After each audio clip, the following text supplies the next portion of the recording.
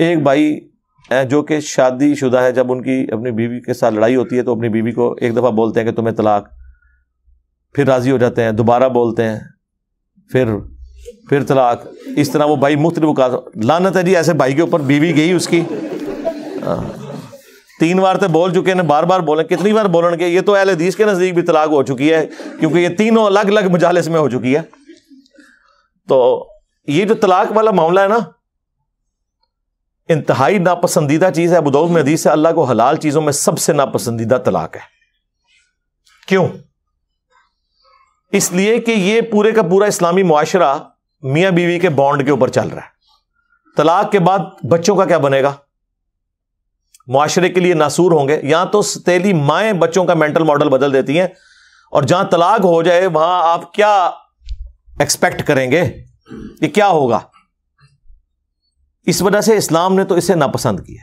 سب سے بڑی چیز جس پہ طلاق ہو سکتی تھی وہ بے حیائی ہے، تو سورہ نساء میں آیا کہ اگر عورت بے حیائی کرے تو اسے اپنے بستر سے الگ کرو، پھر بھی نہ باز آئے تو اسے مارو، لیکن مارنا اتنا نہیں ہے کہ اس کا کوئی حلیہ بگاڑ دینا ہے، چہرے پہ نہیں مارنا، یعنی جس طرح چھوٹے بچے کو ڈانٹ ڈپٹ کی جاتی ہے۔ وہ تو بڑا اچھا موقع تھا کہ اللہ تعالیٰ کہتا کہ ڈائریکٹ طلاق دے دو، ایسی تیسی ایسی زنانی دی، تو آخری درجے تک اوائڈ کیا جاتا ہے۔ بخاری مسلم میں حدیث ہے کہ عورت ٹیڑھی پسلی سے پیدا ہوئی ہے، اسے سیدھا کرنے کی کوشش نہ کرو، توڑ بیٹھو گے اس سے نفع حاصل کرو، اور اسے توڑنا، اسے طلاق دینا ہے، توڑ بیٹھو گے۔ نبی علیہ السلام کو اپنی بیویوں سے تکلیف نہیں اٹھانی پڑی، یہ حدیثوں میں تو بہت تفصیل سے آیا ہے، قرآن میں ہی پڑھ لیں سورہ الاحزاب کے اندر پارہ نمبر 21 کا آخری حصہ سارا ہی اس لیول تک کہ اللہ کو یہ آیات نازل کرنی پڑی، اے نبی اپنی بیویوں سے فرماؤ کہ اگر تم دنیا کا مال اور دنیا کی عیش چاہتی ہو تو آؤ میں تمہیں دے کے تو طلاق دے دیتا ہوں، اور اگر تم اللہ، اس کا رسول اور آخرت کا گھر چاہتی ہو تو اسی مفلسی کی حالت میں میرے نبی کے ساتھ فقر کی حالت میں گزارا کرو۔ تو یہ تو عورتوں سے تکلیف تو اٹھانی پڑتی ہے۔ بخاری مسلم میں حدیث ہے، نبی علیہ السلام نے فرمایا کہ عورت کی حالت ایسی ہے کہ پوری زندگی تم اس کے ساتھ حسن سلوک کرو، اور کبھی ایک دفعہ کوئی تکلیف اسے تم سے پہنچ جائے تو یہ کہتی ہے جب سے تیرے عقد میں آئی ہوں نا سکھ کا ایک دن نہیں میں نے دیکھا۔ یہ بخاری مسلم دونوں میں حدیث ہے، اور یقین کریں اس کا تجربہ بارہا ہم خود بھی کر چکے ہیں، اور جب تجربہ ہوتا ہے تو غصہ نہیں آتا، بس نکلتا ہے صدق رسول اللہ صلی اللہ علیہ وآلہ وسلم۔ آپ رسول اللہ کو یاد کیا کریں، حضور کی حدیث یاد کیا کریں، نبی علیہ السلام کو جو تکلیفیں اپنی بیویوں سے پہنچی انہیں یاد کیا کریں، تو آپ کو صبر آ جائے گا کہ میں تو شاہی کوئی نہیں۔ ہاں یہ ہر جگہ فٹ ہوتا ہے، میں تو شاہی، تسی بھی شاہی کوئی نہیں، ٹھیک ہے نا۔ کمپرومائز کریں۔ مسلم شریف میں حدیث ہے شیطان کا تخت پانیوں پہ لگا ہوا ہے، شام کے وقت سارے چیلے آ کے اسے رپورٹ کرتے ہیں، آج فلاں گناہ کرایا، فلاں سے چوری کروا دی، فلاں سے فلاں کام کروایا، خوش نہیں ہوتا۔ ایک چیلا آگے کہتا ہے آج میں نے میاں بیوی کے درمیان جدائی کروا دی ہے، تو شیطان اسے گلے لگا کے ملتا ہے اور کہتا ہے تو نے اصل کام کیا ہے۔ جس نبی کی یہ تعلیمات ہوں اس کے ماننے والے روٹی صحیح نہ پکنے پر، سالن میں نمک کم ہونے کے اوپر غصہ کھا کے طلاق دیں، تو لعنت ہے پھر ایسے لوگوں کے اوپر جو اپنے نبی کی تعلیمات کو پش دکھائے بیٹھے ہوئے۔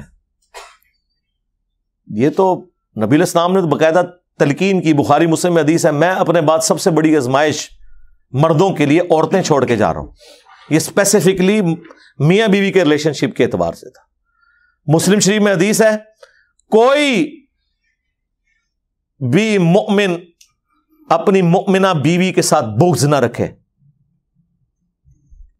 مسلم شریف میں ایک اور حدیث ہے کہ دنیا برتنے کی جگہ ہے اور سب سے بہترین سرمایہ نیک بیوی ہے۔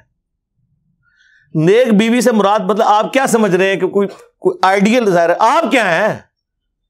یہ دیکھیں نا، لوگ اپنے آپ کو دیکھتے نہیں ہیں، اور وہ لوگ جو لڑکیوں کے کالجز کے باہر اسلامی بہنوں کی خدمت کے لیے کھڑے ہوتے ہیں، ان سے بھی آپ ذرا پوچھیں نا کہ یہ جو عورت ہے اس سے تو شادی کرے گا جس کے پیچھے باہر ہو گا، لعنت بھیجو، ایسا نہیں زنانی منو چاہیے ہے۔ بدماش سے بدماش لوگ جی، کیسی ہو جی، وہ 5 وقت نمازی ہو جی، وہ نقاب کرتی ہو جی، پردہ کرتی ہو، تو کیا کرنا ہے؟ ہاں جوڑے تھے پھر اسمانہ تے بڑے ہیں، لب جائے گی تیرے نال دی تنو. تو یہ دیکھیں کہ آپ جو حرکتیں کرتے ہیں نا, اس کے بعد آپ یہ ایکسپیکٹ نہ کریں کہ آپ کے ساتھ وہ والے معاملات نہیں ہوں گے. آپ جس طرح کے ہیں آپ کے ساتھ ویسا ہوگا.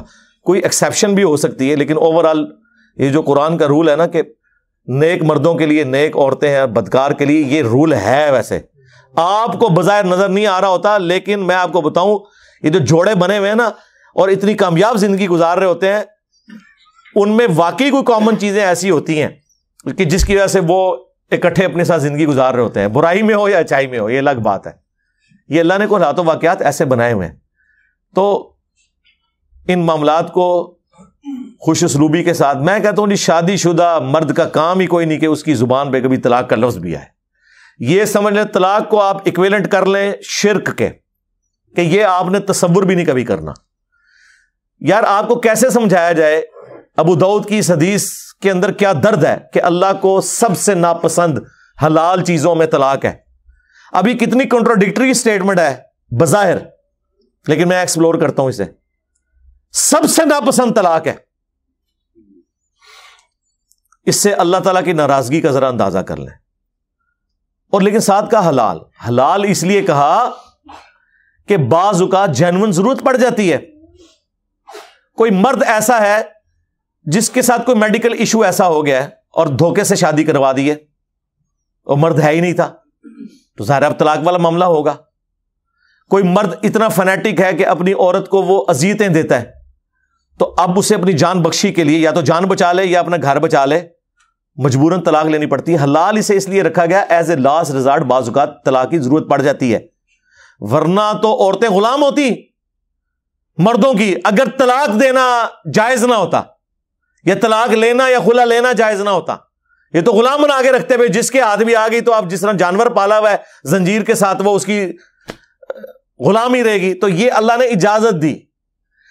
اس سے مراد یہ نہیں ہے کہ جو ناجائز طلاقیں دی جا رہی ہیں وہ اللہ تعالیٰ نے ان کو حلال قرار دیا ہوا ہے, نہیں. جامعہ ترمذی میں حدیث ہے, جس عورت نے بغیر وجہ کے طلاق لی جنت کی خوشبو بھی نہیں پائے گی.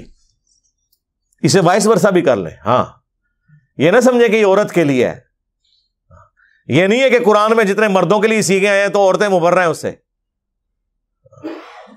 ایک ورسٹ کیس کو ڈسکس کیا جاتا ہے اور باقی چیزیں انڈرسٹوڈ ہوتی ہیں. تو مرد و عورت کا ریلیشن شپ یہ بہت غیر معمولی ہے. جامعہ ترمذی میں حدیث ہے, تم نے کوئی بھی محبت کرنے والے دو میاں بیوی سے بڑھ کے نہیں دیکھے ہوں گے. یہ ایک ایسا پاکیزہ رشتہ اللہ تعالیٰ نے رکھ دیا. قرآن میں اللہ نے فرمایا سکون رکھا ہے میاں بیوی میں ایک دوسرے کے لیے. پھر اللہ تعالیٰ نے فرمایا ایک دوسرے کا لباس ہے. یہ جو ڈراموں میں یہ جو مرد و عورت آپ کو دکھائے جا رہے ہیں نا, یہ ڈرامے ہی لگائے ہوئے ہیں, ڈرامے میں ہی ہے اور کیا ہے, ریئل میں تو نہیں. یہ سارا معاملہ اس طریقے سے جو وہ آپ کو جس طرح ایک عجیب و غریب قسم کے جہان میں داخل کر دیتے ہیں. یہ ایک بڑا متبرک رشتہ ہے جس کو اللہ تعالیٰ نے اپنے انبیاء کرام کی سنت ٹھہرایا, اور پوری آئلی زندگی سورۃ البقرہ میں اللہ نے ڈسکس کی ہے کس لیول پہ جا کے, صرف یہ بتانے کے لیے کہ اللہ کے نزدیک یہ کتنی اہمیت کی چیز ہے. اس لیے کامیاب مرد وہ ہیں جو رن مرید ہو. ہاں, اور غصہ آئے تو نہ نکالیں, خود نکل جائیں. یار مولا علی اور سیدہ فاطمہ کی جب لڑائی ہوئی ہے, بخاری مسلم میں آیا ہے, تو حضرت علی گھر سے نکل گئے. یہ ہے تربیت. ظاہر مولا علی کی پرورش نبی الاسلام نے کی تھی. تو جب کبھی بیوی پہ غصہ آئے تو یہ جو کتنے ظالم قسم کے مرد اور ساسیں ہیں وہ عورتوں کو پورا پورا دن گلی میں باہر کھڑا رکھتے ہیں. آج کے زمانے میں بھی ایسے لوگ کر رہے ہیں. جبکہ حضرت علی علیہ السلام کا اختلاف ہوا ہے, یہ چھوڑ دیں غلطی فاطمہ کی تھی یا علی کی, تو سیکنڈری چیز ہے. حضرت علی ڈومیننٹ ہونے کے باوجود شیر خدا, تو ورگا کوئی بزدل مرد نہیں, شیر خدا ہو کے گھر سے باہر نکل گئے. کیوں؟ اس کی وجہ یہی ہے کہ اس رشتے کو آپ نے اسی طریقے سے نبھانا ہے. وہ جو بخاری مسلم میں حدیث ہے, نبی علیہ السلام اپنی بیویوں سے 1 مہینے کے لیے ناراض ہو گئے تھے اور گھر کی چھت پہ شفٹ ہو گئے تھے, ایلا کیا تھا آپ نے, اور پھر آیات نازل ہوئی. اسی دوران حضرت عمر کہتے ہیں میں ملنے گیا پہلے تو امہات المومنین اپنی بیٹی کو جا کے ڈانٹا کہ یہ تم لوگ یہ کر رہی ہو. پھر حضور کے پاس آئے اور کہتے ہیں میں نے کوشش کی کہ بھئی حضور کو ہنسانے کی کوشش کروں, اور جب میں چھت پہ چڑھا تو ایک کونے میں چھوٹا سا مشکیزہ لٹکا ہوا ہے, ایک چٹائی پہ حضور لیٹے ہوئے ہیں, اوپر بھی چادر کوئی نہیں, صرف تہمت باندھی ہوئی ہے. آپ اٹھے ہیں, جسم پہ چٹائی کے نشان. حضرت عمر نے رونا شروع کر دیا, یا رسول اللہ کیسر و کسرا دنیا کے مزے لوٹ رہے ہیں اور آپ اللہ کے پیغمبر ہو کے یہ آپ کی حالت ہے. آپ نے فرمایا لگتا ہے عمر ابھی بھی دنیا کی حقیقت تم پہ نہیں کھلی, کیا تم اس پہ راضی نہیں ہو کہ کیسر و کسرا دنیا کے مزے لوٹیں اور ہم آخرت کی سعادت. پھر سرکار حضرت عمر کا قبلہ ایسا صحیح ہوا ہے کہ نہ حرام کھایا نہ کھانے دیا کسی کو. اس طرح سٹرکٹ مینجمنٹ انہوں نے رکھی ہے اپنے دور میں. جس نے یہ سارے منظر خود دیکھے ہوں اور اگر وہ واقعی جینوئن مومن ہو تو وہ اسی طریقے سے اپنے پیغمبر کو فالو کرے گا. پھر وہ بخاری مسلم کے الفاظ ہیں, کہتے ہیں میں نے اب سوچا میں حضور کو کوئی ایسی بات سناؤں کہ آپ کا موڈ آف ہے تو آپ ہنسیں. تو کہتے ہیں یا رسول اللہ دیکھیں جب ہم مکے میں تھے کس طرح ہماری بیویاں ہماری, یعنی وہ کیا ہم کوئی غلام ہیں, ہاں کس طرح یہ ہماری اوبیڈینٹ ہوتی تھی. جب سے مدینہ شریف ہم آئے ہیں تو یہاں انصار کی عورتوں نے تو اپنے جڑوں کو دبا کے رکھا ہوا ہے. ان کو دیکھ کے ہماری بیویاں بھی دیکھیں کتنی شیر ہو گئی ہیں, اور ہم پہ یہ واقعی جی عرب کے لوگ وہ تو کسی مرد کی بات نہیں سنتے تھے, عورت ان کے سامنے بول جائے چسک جائے. ہوں بھی تسی دیکھ لو عربی نے کس طریقے سے اپنی عورتوں کو رکھا ہوا ہے انہوں نے, وہ ان کے اندر ایک مزاج ہے. یہ کوئی ان کے لیے تعریفی جملے نہیں ہیں, یہ ان کی عادت بتا رہا ہوں. لیکن اسلام نے کیسا انہیں مغلوب کیا کہ وہ اسلام کی وجہ سے پھر بیویوں کی ساری چیزوں کو ٹالریٹ کرتے تھے. تو کہتے ہیں جب میں نے یہ بات کی نا کہ یہ دیکھو ان کو دیکھے دیکھے ہماری عورتیں بھی شیر ہو گئی ہیں, تو حضور علیہ السلام مسکرائے, کہتے ہیں مجھے تھوڑا حوصلہ ہوا. پھر میں نے گپ شپ کرنی شروع کی اور یہ اس طریقے سے پھر خیر آیات بھی نازل ہوئی. 1 مہینے کے بعد نبی علیہ السلام نے جو ہے وہ آفر دی, یہ آیات نازل ہوئی سورہ احزاب کی, حضرت عائشہ حفصہ باقیوں کو, کہ دیکھو اللہ نے مجھے اجازت دے دی ہے, چاہے تو تم میرے عقد میں رہو اسی فقر کی زندگی میں, اور اگر دنیا کا مال چاہتی ہو تو ٹھیک ہے میں تمہیں طلاق دے دیتا ہوں. تو سب نے کہا کہ ہم اللہ, اس کا رسول اور آخرت کا گھر چاہتی ہیں, ہم نبی علیہ السلام کے ساتھ کس طرح گزارا کریں گے. تو یہ نبی علیہ السلام کی جو اپنی آئلی زندگی ہے نا, یہ جب پتہ ہی نہیں ہوگی تو کس طرح عورتیں اوبیڈینٹ ہوں گی اور کس طرح مرد اپنے عورتوں کے ساتھ حسن اخلاق سے پیش آئیں گے.